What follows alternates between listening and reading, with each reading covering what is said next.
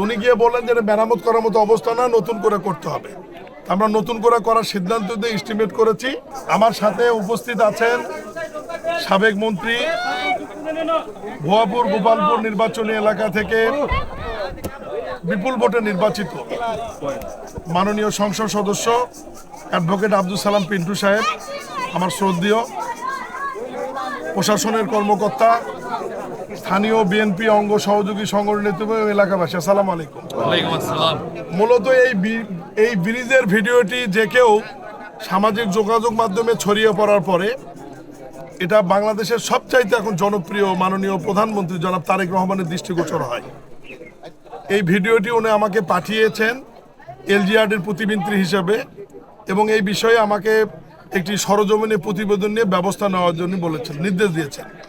তার প্রেক্ষিতে আমি মাননীয় এমপির সাথে কথা বলেছি। আমার নির্বাহী প্রকৌশলী এলজিডিকে নির্দেশনা দিয়েছিলাম যে এখানে গিয়ে দেখেন যে ব্রিজটা মেরামত করা যাবে কিনা। তো উনি গিয়ে বললেন যে মেরামত করার মতো অবস্থা না, নতুন করে করতে হবে। আমরা নতুন করে করার সিদ্ধান্ত দিয়ে এস্টিমেট করেছি। 200-র বেশি সার্ভিস ও ফিচারে লেনদেনের সব বিকাশ অ্যাপে সম্ভব।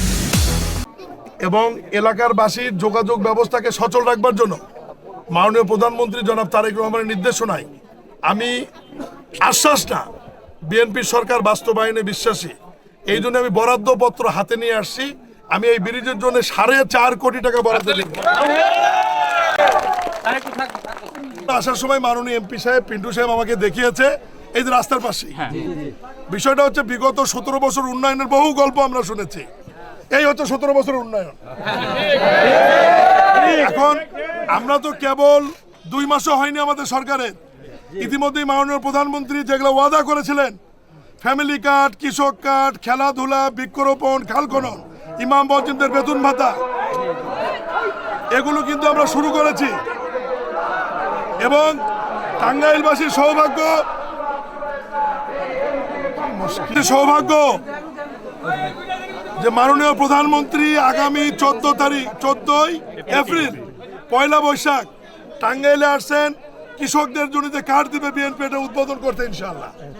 আপনারা সেখানে সবাই যাবেন এবং টাঙ্গাইলবাসীর এই কৃষক কার্ডের বিতরণের মাধ্যমে পাইলট প্রোগ্রাম শুরু হবে ইনশাআল্লাহ। এই জন্য আমি বলছি যে আমরা উন্নয়ন শুরু করেছি এবং ডাকবাংলো সহ যে কোনো উন্নয়নের প্রয়োজন সবই হবে, একটু আমাদেরকে সময় দিতে হবে।